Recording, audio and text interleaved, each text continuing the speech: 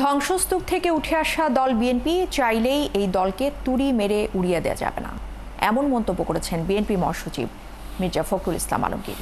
গুলশানে তারেক রহমানের উপর লেখা বইয়ের মোড়ক উন্মোচন অনুষ্ঠানে তিনি অভিযোগ করেছেন, বিএনপিকে হেয় প্রতিপন্ন করতে পরিকল্পিতভাবে সাইবার অ্যাটাক করা হচ্ছে। শফিকুল হকের রিপোর্ট।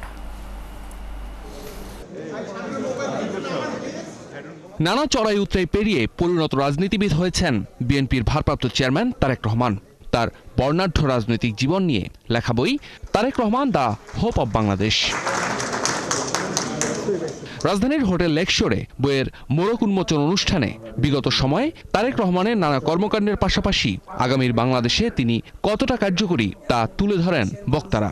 যারা বাংলাদেশ বিরোধী শক্তি দেশে এবং দেশের বাইরে, তাদের কাছে একটা বড় হুমকি হয়ে দাঁড়িয়েছিল, যার কারণে 111 হয়েছে।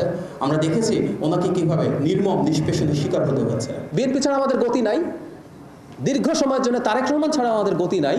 সুতরাং আমরা এই সার্ভেইলেন্সটা রাখতে চাই, যাতে বিএনপি এবং তারেক রহমান তার জায়গা থেকে সঠিক কাজগুলো করে যান। এ সময় মিডিয়া পাল্টে যাচ্ছে মন্তব্য করে মির্জা ফখরুল বলেন, সোশ্যাল প্ল্যাটফর্ম প্রভাবিত করছে মানুষকে। সাইবার যুদ্ধের জন্য দলের তরুণ নেতাদের প্রস্তুতির আহ্বান জানান তিনি।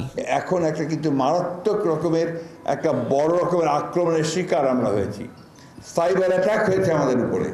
চতুর্দিক থেকে একটা পরিকল্পিতভাবে বিএনপিকে হেয় প্রতিপন্ন করবার জন্যে, বিএনপিকে উড়িয়ে দেওয়ার জন্য, এবং সবচেয়ে মারাত্মক যেটা, ফর দ্য ফার্স্ট টাইম এবার আমাদের নেতা তারেক সাহেবের উপরে আক্রমণ হয়েছে, যেটা খুব অ্যালার্মিং।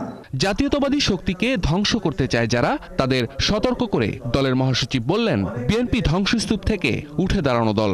আজকে যে প্রচার হচ্ছে, অপপ্রচার হচ্ছে, এর পেছনে কিন্তু একেবারে সুনির্দিষ্ট চক্রান্ত রয়েছে। সেই চক্রান্ত হচ্ছে বাংলাদেশের জাতীয়তাবাদী শক্তিকে ধ্বংস করে দেওয়া। সেই চক্রান্তটা হচ্ছে যে নেতা যিনি উঠে আসছেন, যার একটা সম্ভাবনা দেখা দিয়েছে, সে তারেক রহমান সাহেবকে নিশ্চিহ্ন করা, তাকে খারাপ জায়গায় ফেলে দেওয়ার চেষ্টা করা। বিএনপিকে এত সহজে তুড়ি মেরে উড়িয়ে দেওয়া যাবে। বিএনপি প্রমাণ করেছে, প্রতিবার প্রমাণ করেছে যে বিএনপি সেই ধ্বংসস্তূপ থেকে জেগে উঠতে জানে। শারীরিক নির্যাতন থেকে প্রতিকূল পরিস্থিতি সবকিছু মোকাবেলা করে তারেক রহমান অনন্য উচ্চতায় পৌঁছেছেন বলেও মন্তব্য করেন দলটির এই শীর্ষ নেতা। তারেক রহমান সাহেব নিঃসন্দেহে আমাদের হোপ, আমাদের ভবিষ্যৎ এবং আমাদের ভবিষ্যৎ কাণ্ডারি। শফিকুল হক, ৭১, ঢাকা।